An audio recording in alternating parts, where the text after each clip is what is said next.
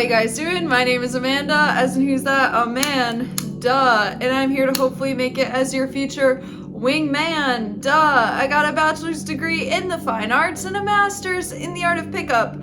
And I'm here to turn you fine ASS simps into forever freaking pimps. Let's go. In today's video, we are actually going to be touching base on a couple of different topics. I'm kind of jumping all around.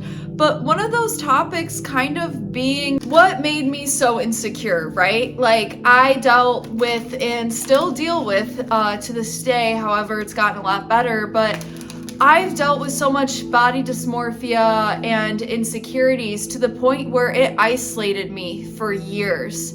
It kept me in captivity, my own pain, my own social isolation, my own trauma in that way.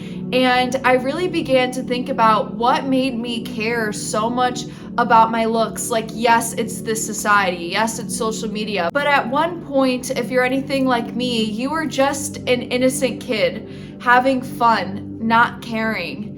You were exploring the world. Maybe you were outside in nature more. You had these things, and all of a sudden that light, that energy of innocence within you, it just gets dimmed.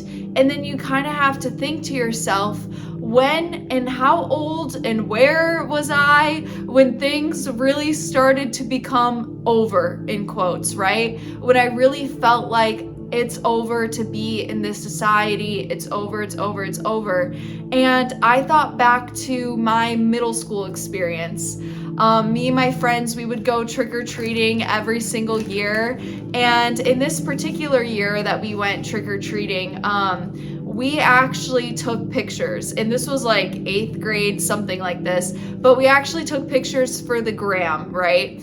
And they were these HD photos, and they looked, you know, whatever. I mean, we were literally 12, like who freaking knows? But all of a sudden you're going from this kid that's playing outside in the mud to having to be a professional photographer editing photos. Like, I was so young, barely even a teenager yet at that age. And all of a sudden, my friends, my closest great friends, and I know them to this day, they are great human beings, but because of the culture and because of what was popular when we were kids, all of a sudden I just saw myself analyzing myself as a kid with my kid body at a young age, analyzing myself from different angles in these photos before we went trick-or-treating. Like, we were wearing like sweatshirts and pillowcases, like it was all that, but it's just all of a sudden you're like looking at yourself and you're looking at your life and you're analyzing it from this next level type of way, and you're barely even a teenager yet, let alone a kid. And, you know, my heart goes out to the kids that are living in this society today where we care so much about what we look like and where nothing feels good enough. So a lot of times, and given the title of this video, I'm not trying to get too sidetracked either, but a lot of times we carry this pain and we gaslight ourselves. Hey, we shouldn't be carrying this pain. I don't know where it comes from. You know, I have a roof over my head. My needs are met, in quotes. I don't need to be with a woman. I don't need a woman. Trust card coming through in the upright that just flew out. I trust with quiet and calm confidence in perfect unfolding of all things. I have patience in the process of growth and transformation. I am cultivating a deep sense of trust within myself and within the great mystery of life. I can easily connect to a core feeling of trust within myself. Trusting myself and trusting others is a strong practice that I'm getting better at. Yes.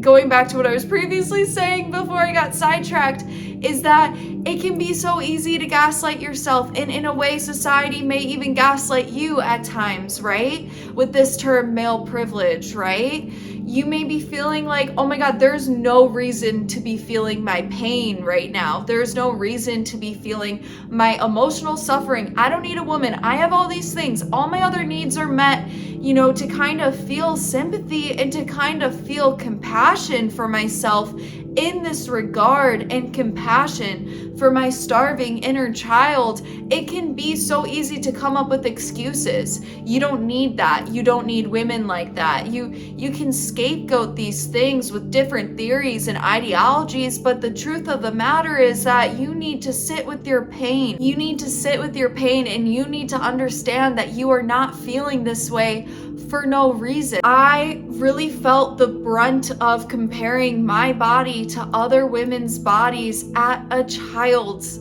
age. And this later led me to be socially isolated from my peers in such a way that it made me physically and mentally sick. So if you are suffering right now, if you are alone right now, just know that my heart goes out to you. I am here for you, and I'm, trying to cultivate a positive community, but in the end, it's just not easy to be alive in this day and age. However, it's happening for a reason. Your loneliness, it's teaching you something. It's making you different in a good way. Let's get one last card from this affirmation deck. You guys got the I am focused card coming through. I am the master of my attention, directing it purposefully towards what matters most. With each passing moment, my concentration grows stronger and more unwavering. My mind is sharp, and I easily maintain my concentration on the tasks at hand. I am dedicated to training my mind to be sharp and so focused I can live life effectively and efficiently. So that's the focus card. Stay focused on your pain. Stay focused on some of those past experiences that cause your current fear to be there and to be present. Because yes, your current fear is shaped by the past, even if the past is yesterday. And with that being said, I will see you guys in a later YouTube video. I am actually going to try to live stream tomorrow on my channel, so check that out. Coaching links are down below, and see you guys later.